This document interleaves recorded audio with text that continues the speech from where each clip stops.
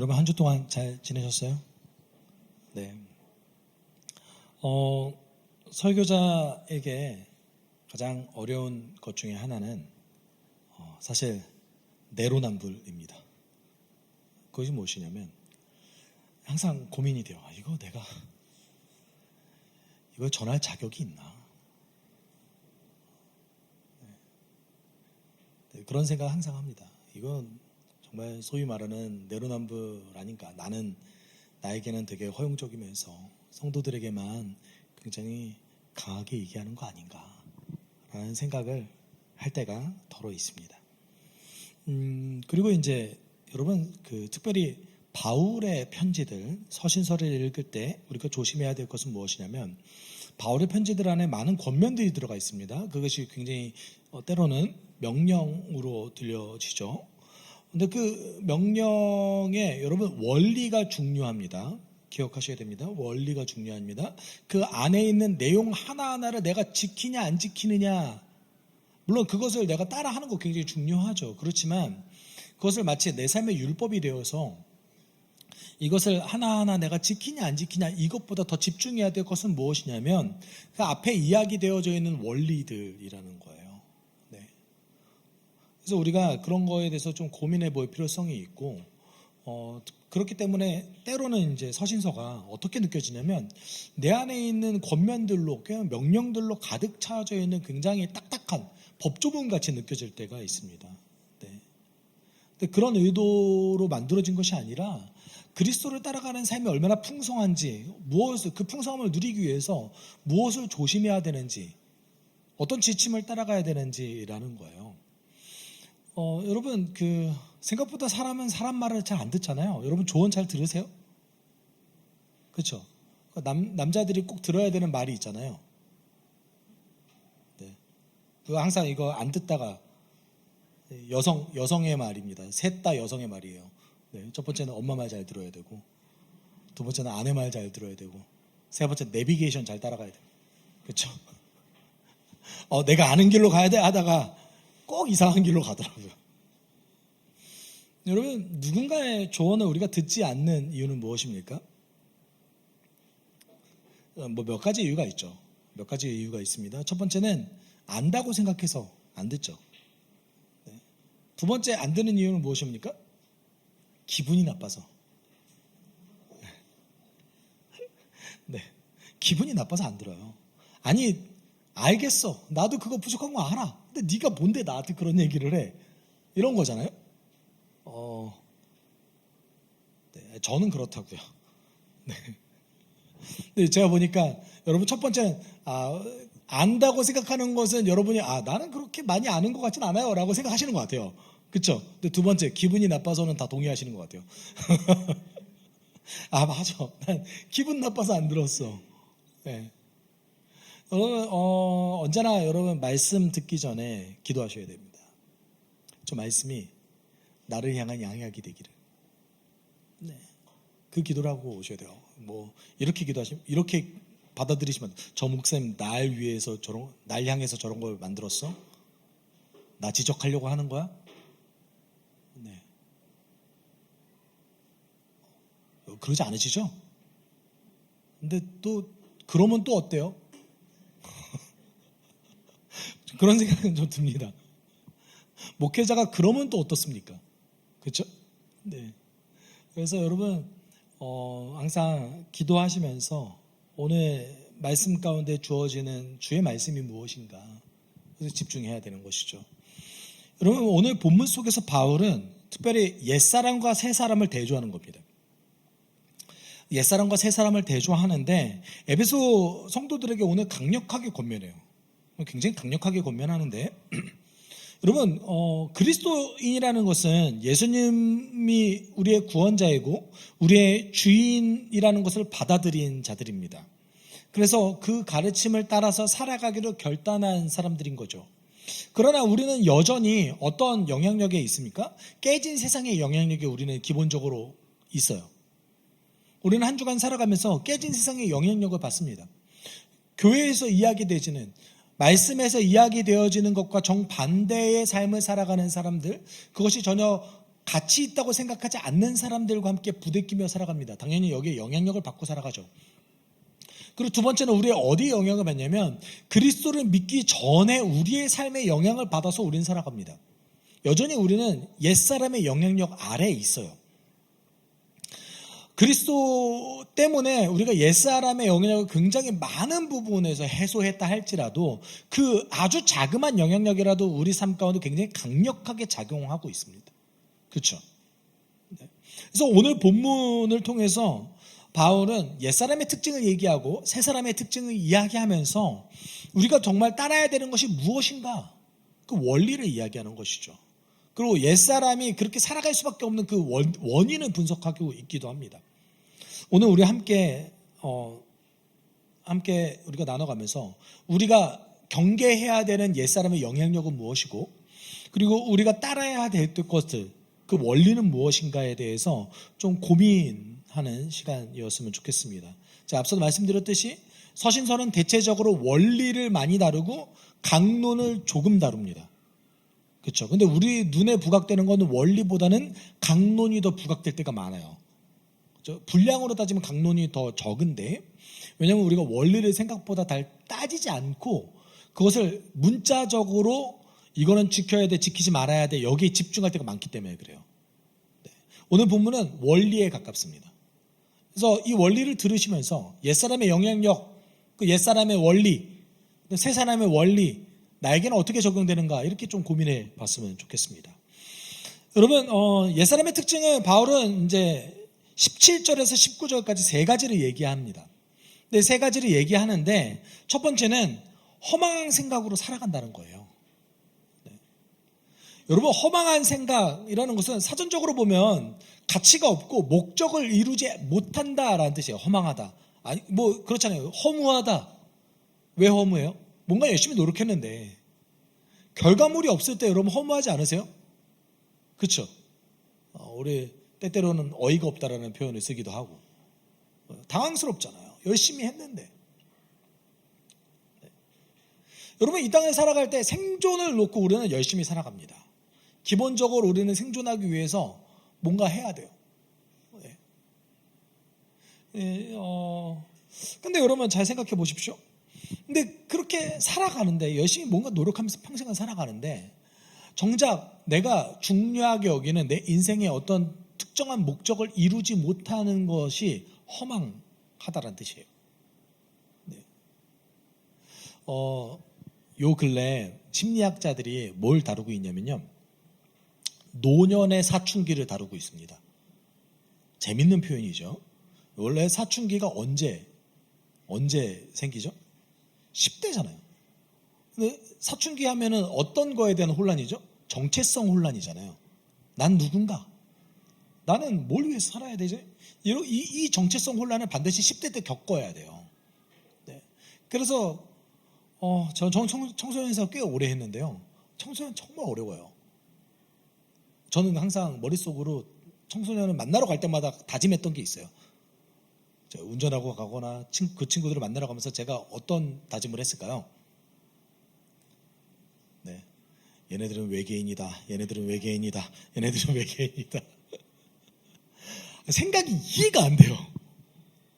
왜 저기까지 이렇게 생각이 도출됐지? 이런 것들.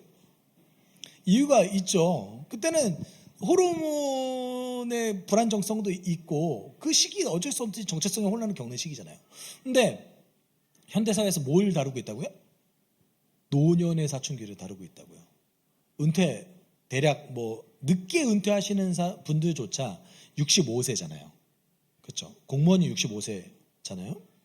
교사라든지 65세부터 요새 거의 90세까지는 거의 사시니까 몇 년입니까? 25년, 30년을 더 살아야 되는 거예요. 그때 와서 그걸 고민하게 돼요. 나 이제 뭐 해야 되지? 어떻게 살아야 되지? 이런 노년의 사춘기에 대해서 심리학으로 요새 연구하고 있습니다. 그러니까 우리는 여러분 잘 생각해 보세요. 10대 전까지 우리가 그 사춘기라고 얘기하는 2차 성징이 이루어지기 전까지 우리는 그냥 있는 그대로를 바라보면서 살아갑니다. 어린아이가 그렇잖아요. 있는 그대로를 보면 살아가다가 10대 때부터 여러분 죽기 직전까지 우리는 뭘 고민하냐면 나 뭘 위해서 살아야 되지? 가치를 고민해요. 네. 재미있죠? 내 인생의 가치는 뭐지? 이걸 고민한다는 거예요. 나이가 들거나 나이가 어리거나 상관없이요. 네. 그런데 오늘 본문 속에서 옛사람의 특징이 뭐라고 했습니까?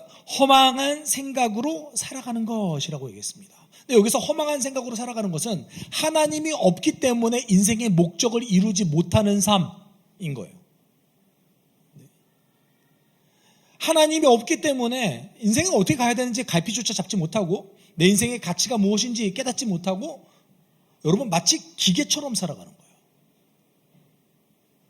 거예요. 우리의 삶이 마치 쳇바퀴 도는 어떤 한 구조에 톱니바퀴가 된 것 같다는 생각 안 해보셨습니까? 네.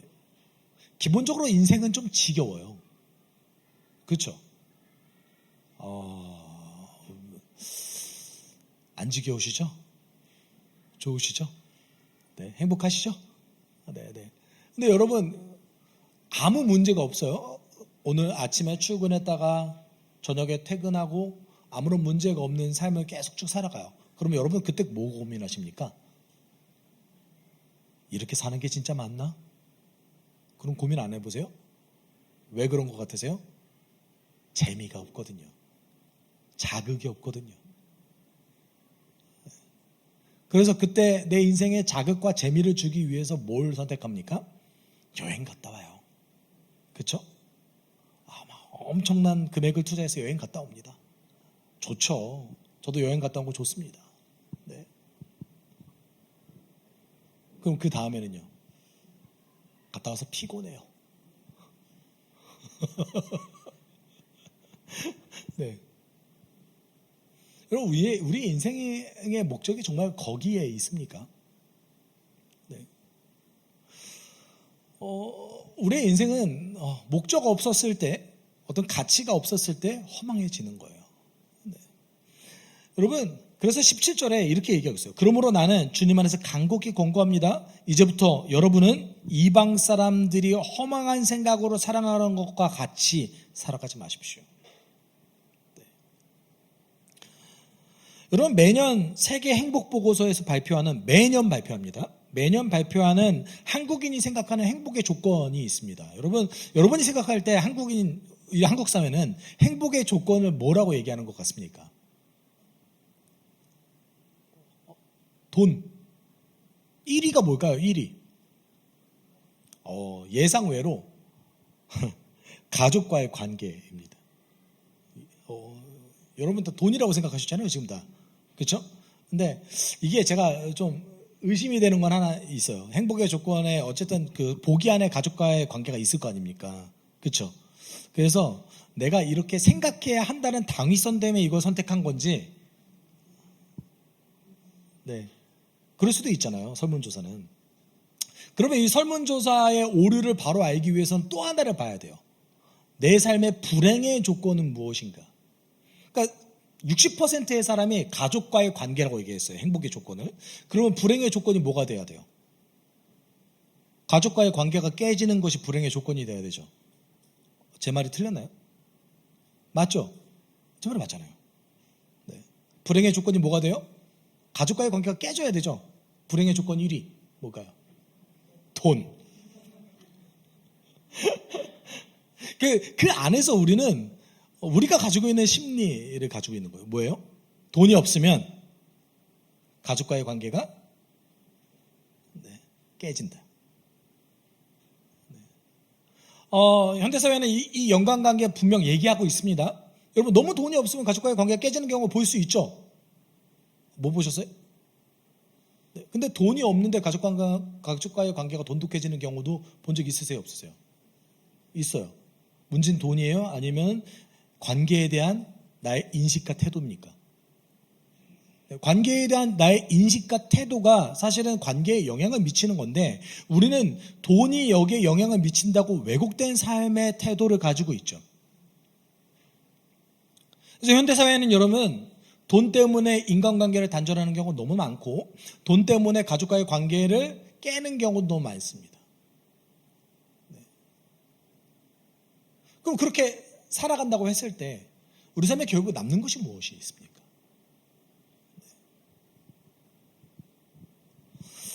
여러분, 우리는요 인간 상실의 시대를 살아가고 있습니다. AI 시대에 앞으로 생산성이 엄청나게 혁명적으로 늘어날 것이라고 전망하고 있어요. 그래서 우리는 유토피아를 꿈꾸죠.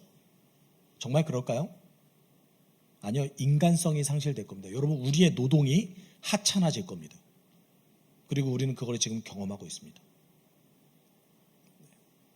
우리의 노동이 하찮아진다는 것은 우리의 가치가 낮아진다는 것을 뜻하고, 우리의 가치가 낮아진다는 것은 여러분, 인간성이 상실된 시대를 우리는 앞으로 살아갈 것이다. 그리고 우리의 미래 세대는 그 시대를 살아갈 것이다 라는 겁니다. 앞으로 더더욱 시간은 흘러가면서 인간은 허망한 것을 쫓을 겁니다. 옛사람의 특징이 허망한 생각으로 살아간다는 거예요. 그래서 로마서 1장 21절에 이렇게 얘기하고 있죠. 사람들은 하나님을 알면서도 하나님을 하나님으로 영화롭게 해드리거나 감사를 드리기는커녕 오히려 생각이 허망하여져서 그들이 자각 없는 마음에 어두워졌습니다. 무엇을 쫓아야 될지 모르는 인생을 살아가고 있습니다. 그것이 이제 옛사람의 특징인 것이죠. 우리도 조금만 시선을 돌리면요 그 영향력에 빠져들 수밖에 없는 거예요. 그리고 두 번째는 지각이 어두워지고 하나님의 생명에서 떠났다라고 얘기하고 있습니다. 18절에 이렇게 얘기하고 있어요. 18절 같이 읽어볼까요? 그들은 자기 속에 있는 무지와 자기들의 마음의 완고함 때문에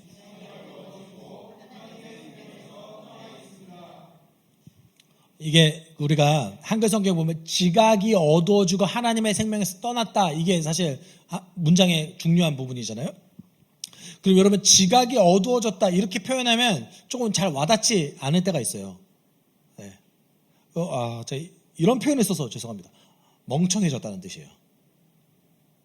총명이 어두워졌다는 뜻이에요.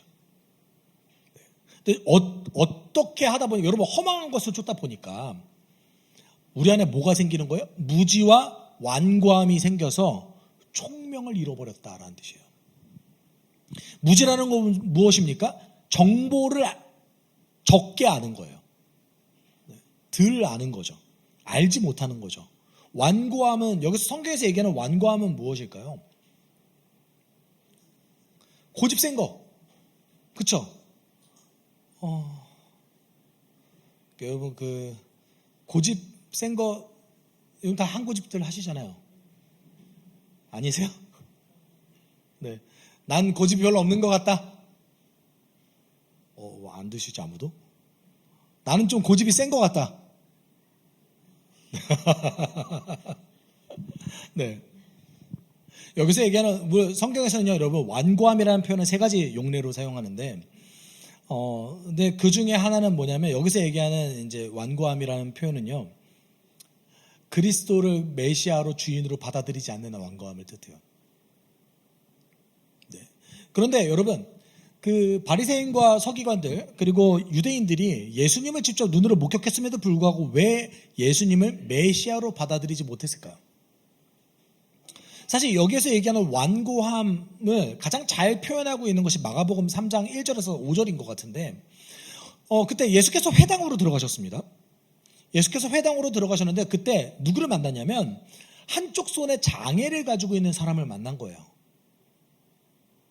그래서 사람들이 예수님이 장애를 가진 사람을 만나자 눈으로 이제 지켜봤어요. 예수가 어떻게 하는지 한번 지켜보자. 왜 지켜봤을까요? 혹시라도 이 장애를 가진 사람을 고치면 안식일을 어긴 사람으로 고발하려고요. 유대인들은 안식일에 절대 노동하지 않았습니다. 왜냐하면 노동을 하면 율법을 어긴다고 생각했거든요. 근데 예수께서도 사람들이 자기를 지켜보는 걸 이렇게 보고 계셨어요. 그러면서 뭐라고 말씀하셨냐면 마가복음 3장 5절에 이렇게 얘기했어요. 예수께서 노하셔서 그들을 둘러보시고 그들의 마음이 굳어진 것을 탄식하시면서 이렇게 말씀하셨습니다. 마음이 굳어졌다, 이게 완고함이에요. 네. 이게 완고함이에요. 목적을 상실한 거죠. 분명 율법에서는 안식일에 노동하지 말라고 했습니다. 그런데 안식일에 그럼 사람 안 구할 거예요? 안식일에 다친 사람이 있으면 그 사람을 치료하지 않을 겁니까?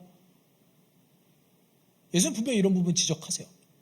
그래서 굉장히 노하시고 탄식하시면서 저 완고함을 보면서 뭐라고 하셨어요. 탄식하시면서. 그러시면서 그 장애를 가진 분을 불러서 치료해 주셨습니다. 근데 이 모습을 보고 여러분 사람 한 명이 살아났잖아요. 그렇죠? 놀랍지 않으세요? 여러분 만약에 여기서 이런 거예요, 여러분. 저는 치료의 능력이 없지만 누군가가 여기서 살아났어요. 또는 회복됐어요. 병이 고쳐졌어요. 여러분이 그때 저를 보면서 이렇게 얘기하는 거예요. 왜냐하면 예를 들어서 제가 성령께서 마음을 주셔가지고 이분을 위해서 기도하라고 하셨어요. 그래서 기도했더니 나았어요. 설교 도중에. 여러분은 마음속으로 이렇게 생각해요. 쟤는 왜 설교 안 하고 저기서 누굴 고치고 있어? 이렇게 생각하는 거예요, 지금. 그렇죠? 우리 가운데 가지고 있는 완고함이 이런 종류의 것이라는 거예요. 근데 이런 종류의 것이 단지 예수의 복음을 받아들이지 않는 것에만 존재하는 것이 아니라 감사해야 될 것에 감사하지 못하는 것, 정당히 우리가 해야 될 것에 정당한 마음을 들이지 못하고 그것을 비아냥거리는 것, 이거 다 완고함 안에 들어가 있습니다. 이렇게 무지여와 완고함이 우리의 뭐를 가린대요? 총병을 가린대요. 사람을 멍청하게 만들고 어리석게 만든대요. 그러다 보니까 어떤 일이 벌어진대요? 하나님의 생명에서 떠나더라. 여러분, 우리가 정말 열심히 노력해서 인생을 살아감에도 불구하고 무지와 완고함으로 사람이 어리석게 되어져서 정말 우리에게 필요한 것에서 떠나면 그 인생에 무슨 의미가 있겠습니까? 여러분, 각자 대부분의 사람들은 본인이 합리적인 선택을 한다고 생각해요. 예수를 받아들이지 못하는 사람들도 본인이 합리적으로 생각해서 그렇게 살아간다고 생각합니다. 그런데 그렇게 합리적인 선택을 한 결과가 결국 생명에서 떠난 것이라면 그만큼은 어리석은 것이 어디 있습니까? 그리고 세 번째 특징은 낙담에 빠져 무절제에 자신을 넘겨준다는 것입니다. 19절 같이 읽어볼까요? 그들은 수치의 감각을 잃고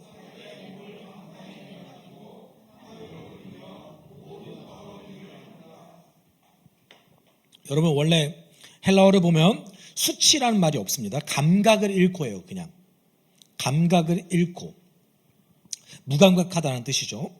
근데 여기서 보면 무감각하다라는 표현이 제가 왜 낙담이라고 썼을까요? 낙담한 것은 절망한다는 뜻이잖아요. 그렇죠? 근데 여기서 원래 무감각하다라는 것은 어떤 뜻이냐면 고대 그리스 문헌에서 무감각해진다는 것은 고통이 너무 커서 감각이 사라졌다는 뜻이에요. 이해하셨어요? 고통이 너무 커서 감각이 사라졌다. 인생에 너무 많은 고통을 겪은 사람들은 그 고통의 내성이라는 것이 생기잖아요. 이게 지금 바울이 의도하고 있는 것이 무엇입니까? 허망한 생각으로 살아가고 하나님의 생명에서 떠난 삶, 무지한 삶, 완고한 삶, 그래서 총명이 어두워진 인생을 살아갔을 때 결국 삶을 살아가다가 어떤 일이 벌어진다는 거에서 누적되는 고통을 맞닥뜨릴 수밖에 없다는 거예요. 가뜩이나 이 땅을 살아가는 게 쉽지 않은데 그 삶을 살아갈 때 지혜 없음으로 얻어지는 고통이 더 크다라는 거예요. 그러다 보니까 결국 어떤 일이 벌어지는 거예요? 낙담한다는 뜻이에요. 낙담해요. 인생의 절망해요. 인생의 가치를 잃어요. 그래서 어떻게 돼요? 무절제에 자기를 놔버리는 거예요. 내가 선한 일을 해봤자 무슨 의미가 있을까? 내가 남들 도와줘봤자 무슨 의미가 있을까? 이런 생각해요? 안 해요? 안 하세요? 어릴 때는 도와야 된다고 생각했을 거예요. 그렇죠? 왜 나이 들면서는 점점 거기에 무감각해지면서 낙담해서 나 이제 사람 도와줘봤자 쓸모가 없겠구나 라고 생각하는 겁니까? 우리 안에 있는 누적되는 고통이 우리를 낙담하게 만들기 때문에 그렇습니다. 이거 여러분 옛사람의 영향력이에요. 바울은 그렇게 얘기하고 있어요. 그래서 이 누적되는 고통 때문에 낙담해서 선한 일을 행할 가치를 상실하는 것이죠. 이것이 낙담한 상태입니다. 그리고 고통의 허덕입니다. 고통의 허덕이다 보니까 내 몸을 무절제에 맡겨서 쾌락을 추구하는 거죠. 오늘 내 삶이 즐거움은 그만이지.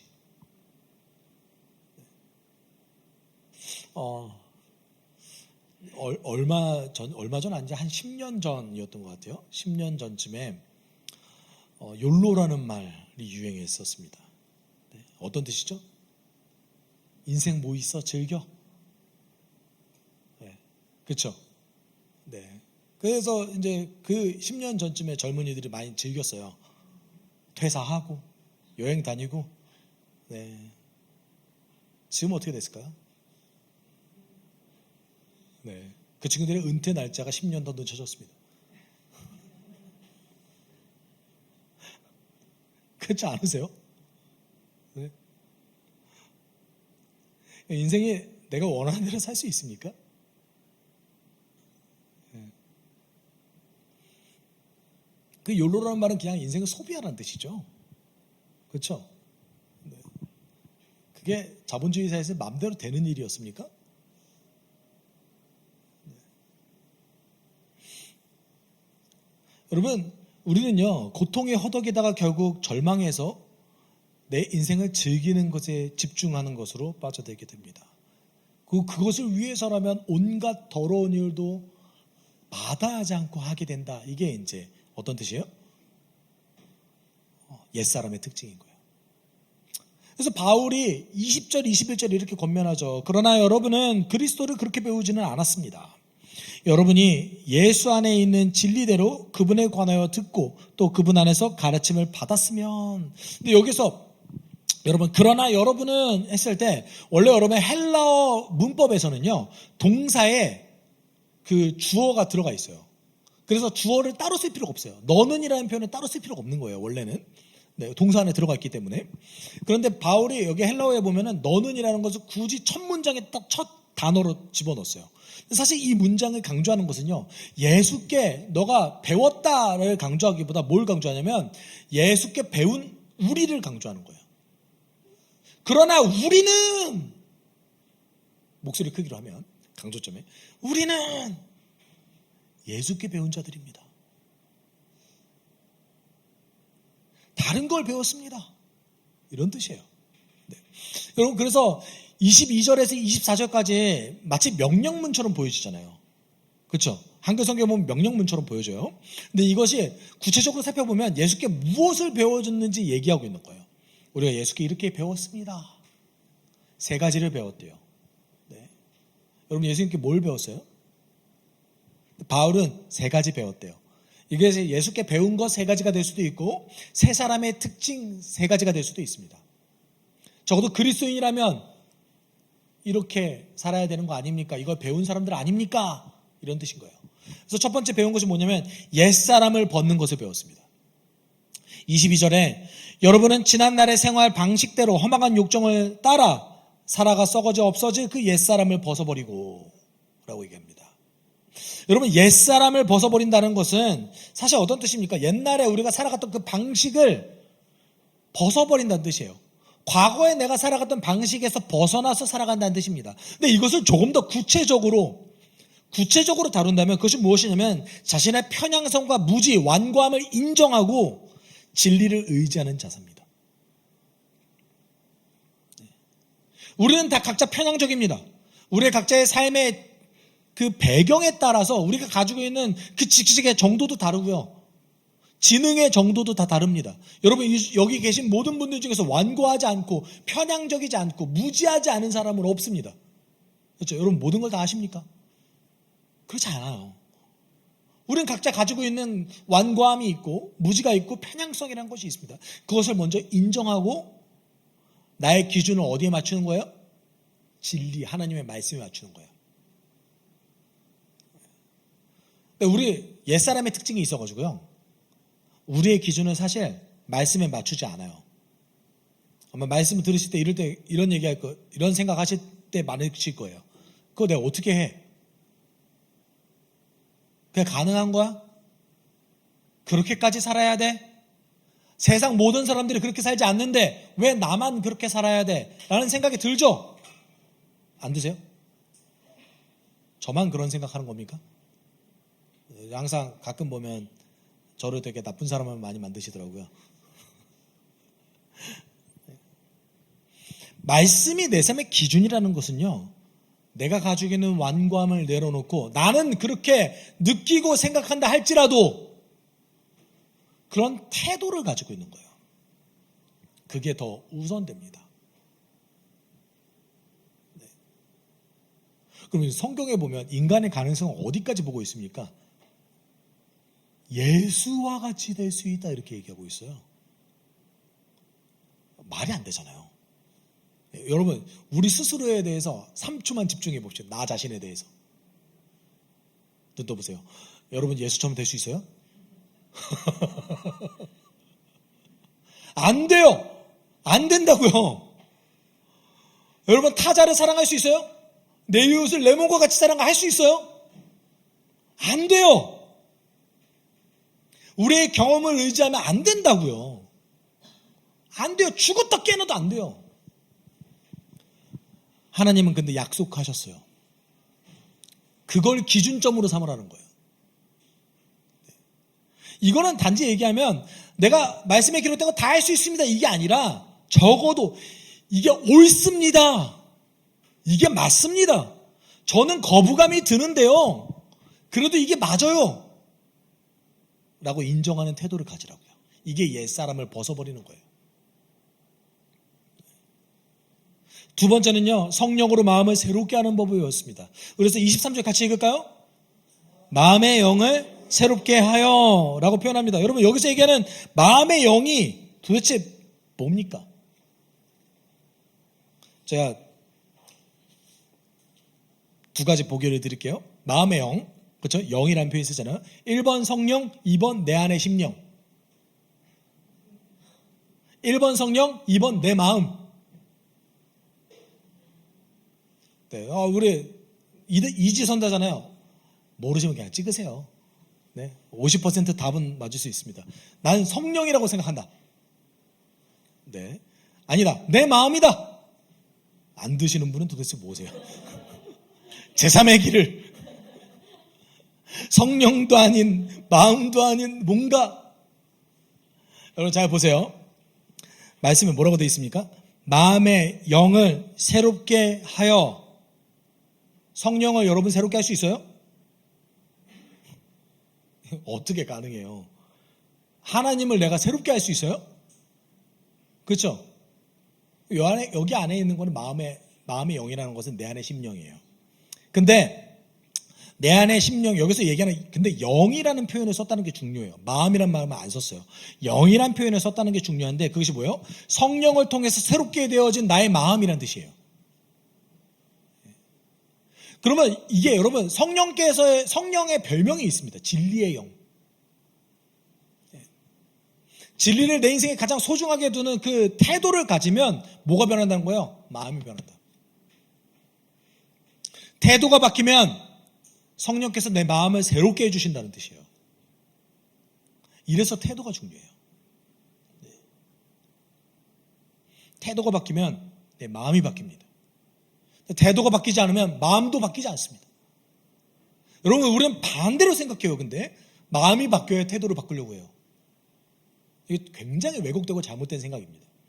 먼저 뭘 바꿔야 돼요? 태도를 바꿔야 돼요. 태도를 바꿔야 되는 거예요.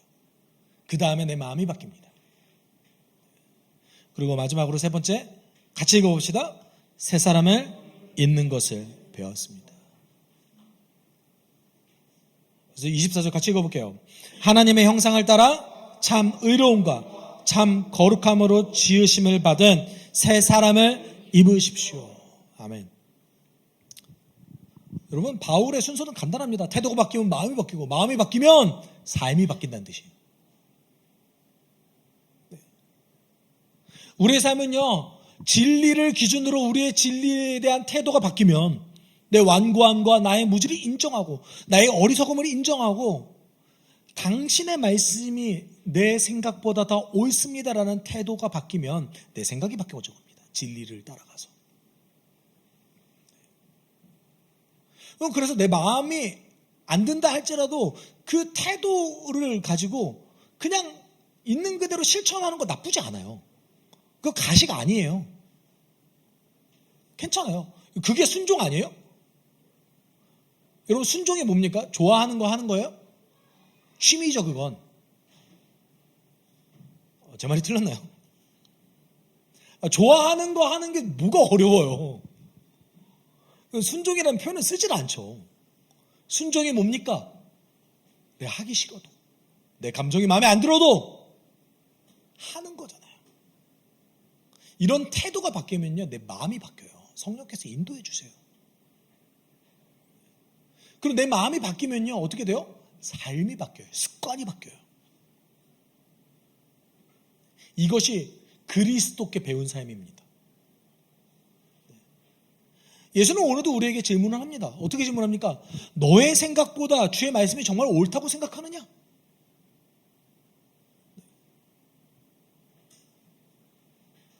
그렇게 태도가 변했을 때 정말 너의 마음도 변한다고 생각하느냐?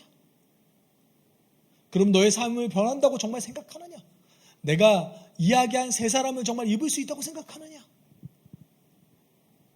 우리의 대답은 아멘이죠. 마태, 마가, 누가, 요한복음을 보면 예수를 만났던 수많은 사람들이 존재합니다. 그 사람들은요, 여러분, 예수님을 만나고 예수님이 병 고치는 걸 보고 예수님의 말씀을 듣고 예수님을 직접 그 사랑이 얼마나 넘치는지를 경험했음에도 불구하고 어떤 사람은 예수님을 메시아로 인정했지만 어떤 사람들은 예수님을 아주 극단적으로 거부하며 예수를 공격하기까지 했습니다.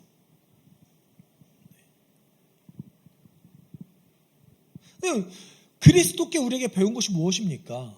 주의 말씀 안에서 우리의 태도가 어떤가? 그리고 어떤 마음으로 변해가는가? 우리 삶이 어떻게 변해가고 있는가? 새 사람을 입는 법을 우리가 그리스도께 배웠습니다.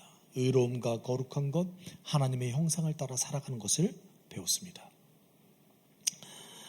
여러분, 그리스도인으로 살아간다는 것은 깨진 세상에서 받은 영향력을 지속적으로 받는다는 뜻이에요.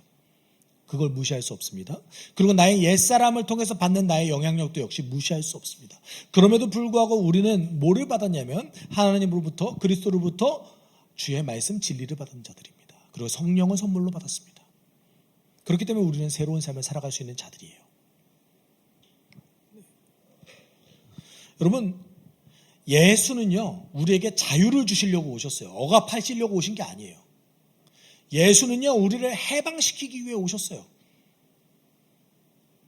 우리가 그냥 아무런 의식도 없이 있는 그대로 살아간다면 우리의 자유는 억압되고 우리는 포로된 상태에서 살아갈 겁니다. 어떤 거에 대한 포로입니까?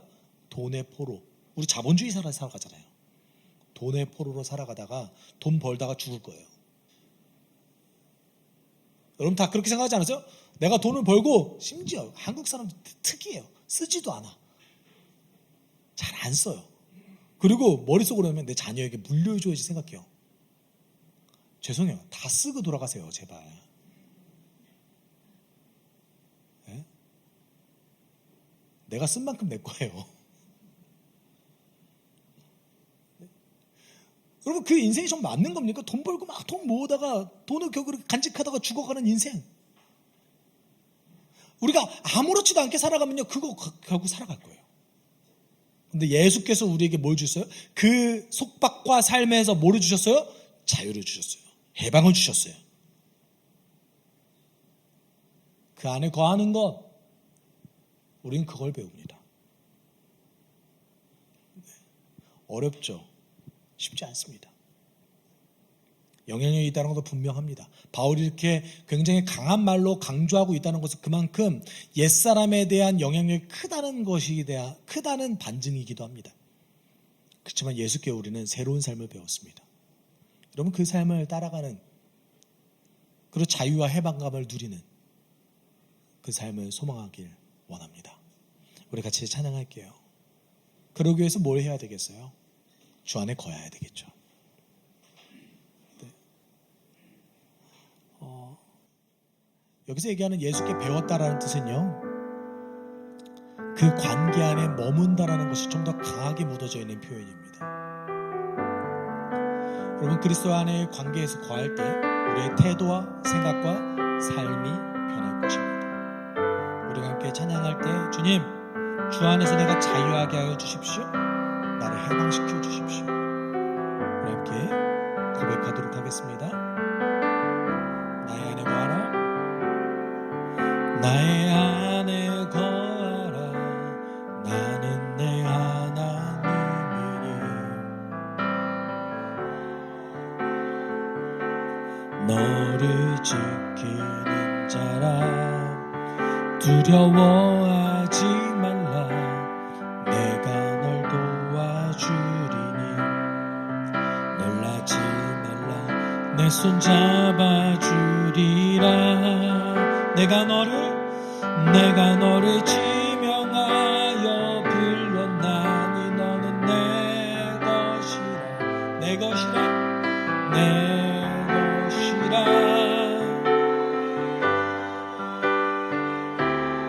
내가 너를 보배롭고 존귀하게 여기노라.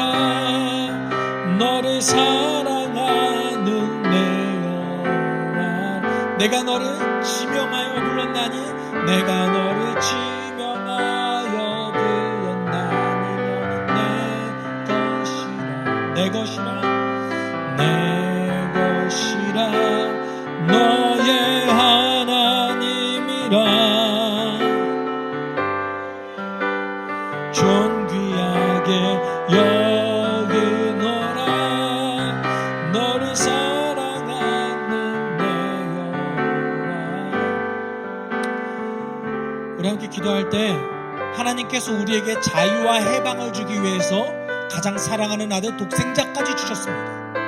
하나님, 우리가 주의 말씀을 대할 때 이것을 나를 속박하는 말씀으로 여기지 않고 나를 해방하는 자유의 말씀으로 여기고 내 태도가 변하게 주님 도와주십시오. 내 마음이 변하게 주님 도와주십시오. 내 삶이 변하게 나를 이끌어 주십시오. 우리가 함께 기도하도록 하겠습니다. 사랑 많으신 하나님 아버지, 우리 삶을